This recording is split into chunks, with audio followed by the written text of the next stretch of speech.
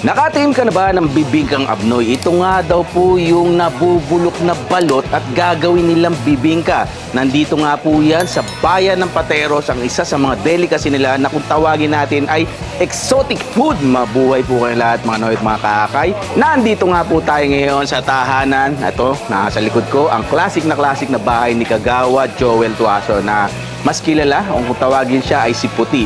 Siya nga daw po yung gumagawa dito na namana na lang sa mga magulang itong bibingkang abnoy. Alamin natin ang lasa niyan at paano nga ba ang proseso nito na kahit may amoy na pasintabi po talagang gustong-gusto ng mga tao. Kapanayamin na natin ang ating kaibigan at pasukin natin ang kusina niya. Let's get it on!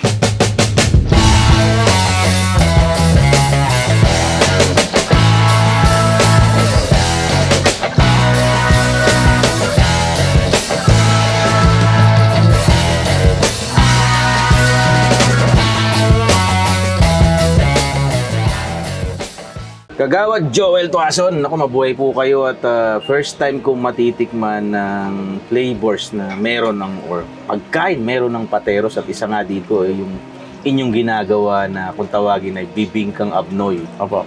Ayan, Kagawad, ilang taon mo ng negosyo itong bibingkang abnoy? Yung bibingka po, is yung mami ko pa dati pa, mami ko pa yung ano. Kasi nagdi-deliver kami kasi dati sa Makati.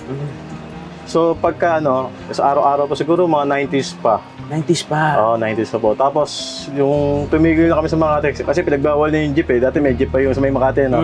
Ngayon, kami naman sa isang building lang kami, sa Insural Life. Dami na namin customer natin, isang building yata, customer namin. Doon kami nagrarasyon ng pagkain. Kasama dyan ang bibingkang abnoy? Opo, pagka meron, dati kasi libre lang yun Dati kasi dahil namin balutan dito sa mga lola ko. Opo. So ang nakaano niyan, uso talaga yung mga tao dito, yung mga yung manginginom. Yan. Yan po yung katunayan ng doon po nagsimula yung istorya pala nitong bibingkang abnoy. Ito ba, Kagawad, kasi technically, ako nakakain na rin naman ito. Yung amoy ba nito, hindi naman ba sabihin nating nagiging dahilan kung bakit inaayawan ng tao ito? Totoo, yung amoy talaga niyan, talagang maano talaga matapang matapang talaga. Talagang kumakabit sa kamay yan hanggang sa damit mo. Tapos nun, usually yung mga lola ko kasi nagluluto dati dyan, mas matatanda. Dati, ang tawag yan, abnoy, pero bawal sa bata. Okay. Kasi nakakabobo daw. Wow! Talaga? Yan palang istorya niyan? Oo, nakakabobo. Yung pala, ayaw na kami bigyan. Bakit? Masarap nga para sa kanila yun pala yun. Ayaw na kami bigyan. Binibigay sa amin, mga gilid-gilid lang nung araw Anong itong nagbibigyan na to? At itong ginagawa mo dito na bibingkang abnoy, ito yung puro, walang halong mga ari-ari. Ay, wala po. So nakita niyo po kanina, ang halo talaga lang yan, yung sibuyas, kamatis, higit sa lahat yung kinchay, kasi yung nagpapatanggal ng amoy nung abnoy na pag nailuto na. Ito ba, Kagawad, yung nakita ko kasi ginagamit mo dito, balot ito di ba? Na, bakit siya tinawag na abnoy? Hindi siya nabuo Ibig sabihin, di ba, yung mga mabubugok na, yung mga maho na. So, ang kinukuha talaga namin dyan is buo pa yung shell. Okay. Kasi pagka basag yung shell, papasukan na nilalangoy, papasukan ng mga uod. Kaya hindi na namin kinukuha. Yung buong buo lang talaga. Kahit mabaho yun o anuman, malinis talaga yun. Okay.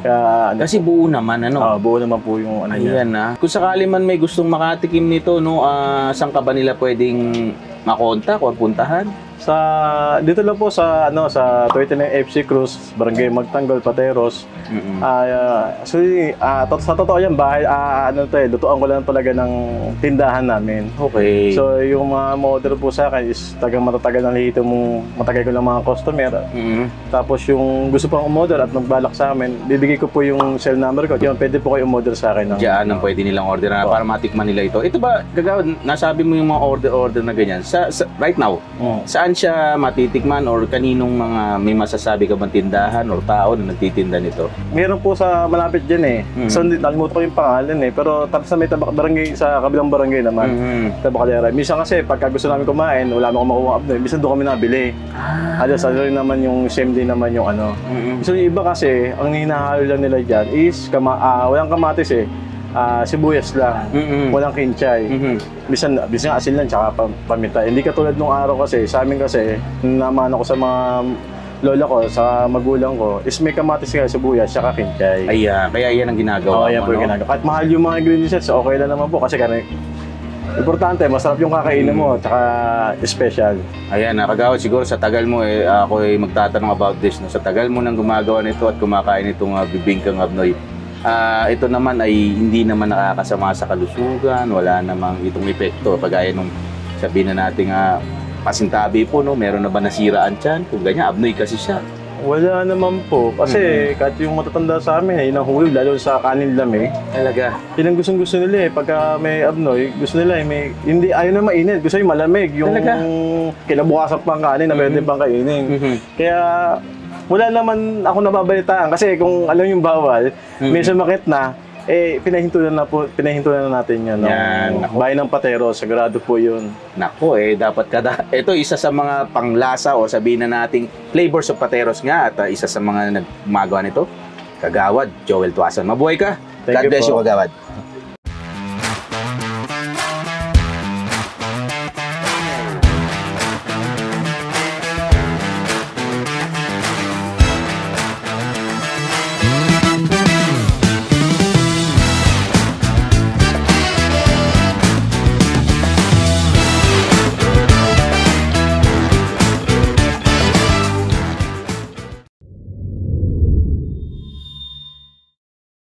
Bibingkang abnoy ni Puti. Kung sino si Puti, yan nga po si Kagawad Joel Tuason. Ang gumagawa nitong isa sa mga legendary pagkain dito sa Pateros. Ito nga po yung bibingkang abnoy. Yan. So, sa unang tingin, meron na akong episode, no? Nakita nyo naman po sa Kuya Dex na episode yung ating bibingkang abnoy. Doon naman po sa Santa Cruz, Laguna. Ang difference ng dalawa, unang-una, kitang-kita po agad na ito ay manipis. Yung sa Laguna po kay nanay, yung makakapal. Although this is the, sinasabi nga sa atin kanina ni Kagawad, puro, no? Hindi sila naghahalo ng harina or whatsoever may extender. Tikman natin without the suka. Amuin lang natin. Technically, siyempre, abnoy nga, no? Binulok na balot. Pasintabi po sa mga hindi kumakain ito. Tikman na natin.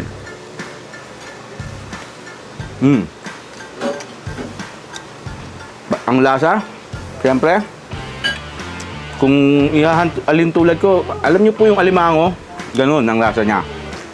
Yung lasa ng balot hindi talaga nandun eh. More of the alimango side ang mas mataas ang pakilasa ko dito. Tirahin na natin ng may suka. Ayan, magbubugaw-bugaw na tayo. At tayo na-abisawa naman kanina na itong klaseng pagkain na bibingkang abnoy ay talaga nga naman pong umaakit sa mga kalaban natin, no?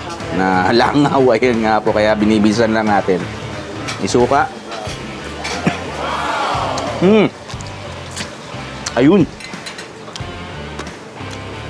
No wonder kaya nag-o-offer sila ng suka. Yung element ng asim ng suka, yung tamis nito, may kalamansi. I think perfect na perfect pati yung timplada nila ng suka rito. Para dito sa ginagawa nilang bibingkang abnoy, no?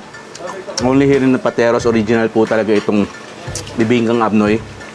Ang nakagawian nga ang kwento para bang bulok po kasi, no? Abnoy nga siya kung tawagin.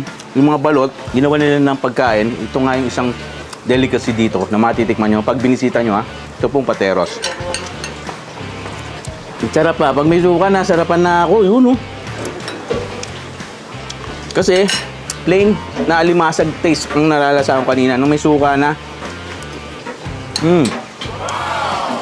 nag-double check ng mga kakakain. Meron din, ginagawa si Kagawad dito. Ito po.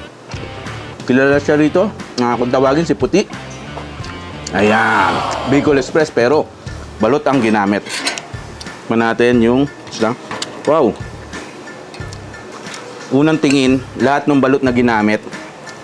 Wala akong makitang bato. Napakaliit po ng bato kung meron man. Ang ganda ng balot, piling-pili. Yan.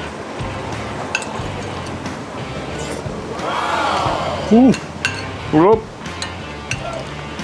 Ang sarap ng Bicol Express. Wow. Solid to. Kaya pala ang kwento ni Kagawad, mag-uumpisa siya magluto ng mga alas 9, alas 10. By 12 noon, wala na po. Tapos na ang order. Itik, meron din. Siyempre, pateros po, no? Tikman natin itong isa. By nature, malitid po ang itik, no? Kaya talagang iiwasan natin kainin. Tikman na natin itong itik na niluto ni Kagawad na kaldereta.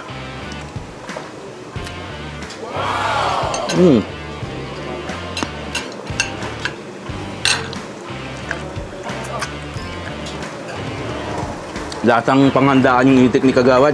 Yun po, masasabi ko rito. Sarap ng lasa. Bagay na bagay sa kanin. Doon din ako nagkanin ha. Oy, tayo ay napaalalahanan kanina, no? Pagkakain po nitong mga ganito klase pagkain, kagaya nitong bibinggang abnoy, syempre ito po, no? Yung sa mga hypertensive, syempre, ala-alalay sa kain, no? Kung meron man po tayong maintenance, unahan na natin kagad bago natin tikman. Although masasabi ko dito sa bibinggang abnoy, at itong mga, syempre dito lang sa Pateros, mga balut recipe, gitik recipe, double check po lahat yan, no? Siyempre, suportahan po natin ang bayan ng Pateros sa mga pagkain kagaya nito. Pakita ko lang ang address ni Kagawad, Joel Tuason, no? Bibingkang Abnoy ni Puti, ayan po. Pag sinabi niyong Puti, talagang alam na, dito po yan sa Magtanggol. Siyempre, binabati ko rin si Nanay Lilia de la Cruz, ayan ha, ang ating butihing mami dito, naku ha. Shoutout po sa inyo, siyempre doon din sa SK team nila dito. Ang tawag sa kanila is mga tatag na Magtanggol, yung SK na mga grupo dito ngayon na aspirant, no? Ang mga kabataan na makikisig, ha? Uy, huwag ko rin kalimutan, siyempre, ha? Mabuhay ka, Sir Peter Marsan, no? Ating kapitan ngayon dito. Salamat po sa pagtanggap sa akin Sol Food Tourism and Adventure, sa pagsama sa amin, sa lahat ng crew nito nila Kuya Joel, no? Maraming salamat po sa inyo sa pagsuporta. Talagang di nila tayo pinabayaan, ginay tayo kung ano mga pwede natin puntahan dito sa Pateros.